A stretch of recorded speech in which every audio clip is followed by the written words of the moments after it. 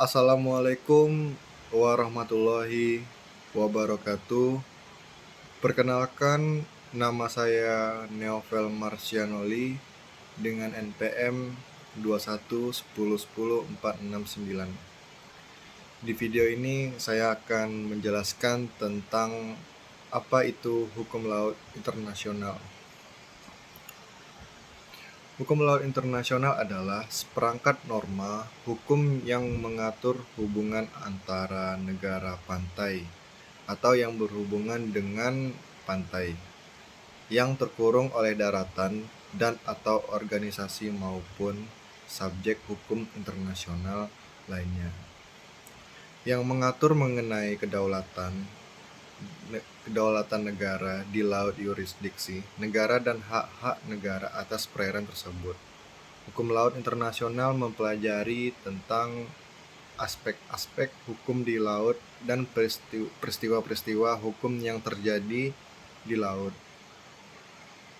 Hukum laut internasional mengalami perkembangan yang terus-menerus dan mengalami penyempurnaan dari waktu ke waktu untuk kepentingan umat manusia melalui aturan-aturan yang berlaku untuk tiap-tiap negara, pemikiran dari para ahli dan konferensi-konferensi tentang hukum laut internasional turut mewarnai proses perkembangan hukum laut internasional ini.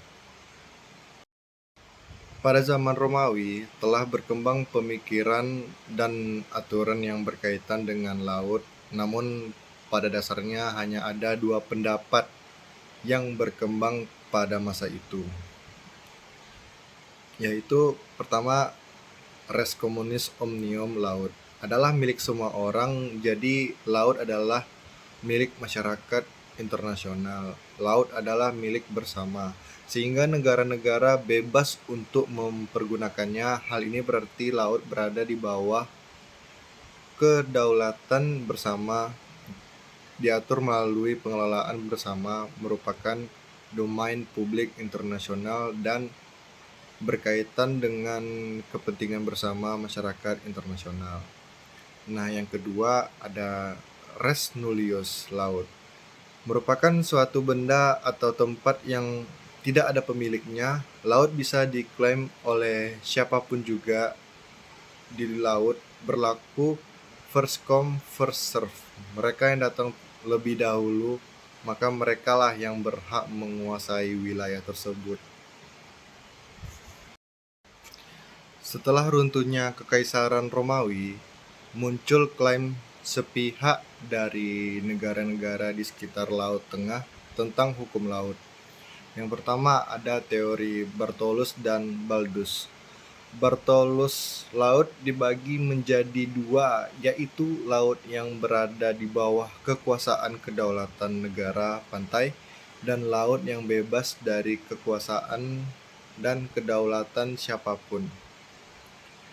Dan yang kedua, Baldus, terdapat tiga konsepsi, yaitu pemilikan laut, pemakaian laut yurisdiksi, dan wewenang atas laut untuk perlindungan kepentingan di laut.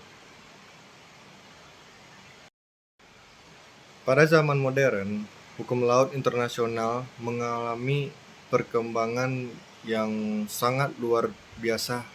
Perkembangan hukum laut internasional pada masa ini lebih banyak melibatkan negara-negara di dunia melalui konferensi-konferensi sebagai pemikir dan pembuat aturan-aturan dalam perumusan hukum laut. Yaitu ada yang pertama, Den Haag Convention 1930, merupakan konferensi yang bertujuan membentuk kodifikasi hukum internasional yang diprakarsai oleh bangsa-bangsa yang meliputi tiga hal, yaitu yang pertama nationalis territorial waters, responsibility of states. Yang kedua yaitu Truman Proclamation 28 September 1945. eh, latar belakang yang mendasari keluarnya proklamasi Truman adalah yang pertama itu banyaknya negara yang merdeka atau menyatakan merdeka. Yang kedua yaitu kemajuan teknologi. Yang ketiga, banyak negara yang menyadari laut sebagai sumber daya alam yang potensial. Yang ketiga ada Geneva Convention 1958 UNCLOS 1. Konvensi Geneva tentang hukum laut menghasilkan 4 konvensi, antara lain yaitu yang pertama konvensi mengenai laut teritorial dan zona tambahan. Yang kedua itu konvensi mengenai laut bebas. Yang ketiga konvensi mengenai perikanan dan perlindungan kekayaan hayati laut lepas. Dan yang keempat konvensi mengenai landas kontinen. Yang keempat Geneva Convention 1960 UNCLOS 2. Pada konferensi ini membahas masalah yang belum terselesaikan pada konferensi UNCLOS 1. Misalnya tentang mendefinisikan landas kontinen yang jelas dan pasti. Konferensi ini dianggap gagal karena tidak menghasilkan keputusan yang berarti bagi perkembangan hukum laut internasional. Dan yang kelima, Komisi PBB mengenai seabed. Keenam, Declaration of Principles. Yang ketujuh, United Nations Convention on the Law of the Sea 3. Bagi bangsa Indonesia, konvensi ini sangat bermakna dan berarti. Dengan adanya konvensi ini, Indonesia diakui secara yuridis sebagai negara kepulauan oleh negara-negara di dunia yang memiliki Z 200 mil laut dan lebar laut teritorial 12 mil, serta yang paling penting lagi, antara pulau yang satu dengan pulau lainnya tidak ada perairan bebas atau internasional.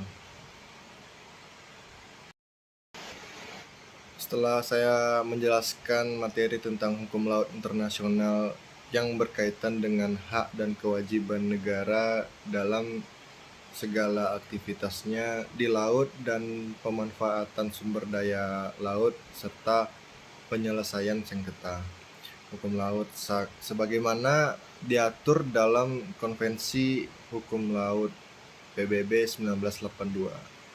Baik, sampai di situ saja penjelasan saya tentang materi hukum laut internasional.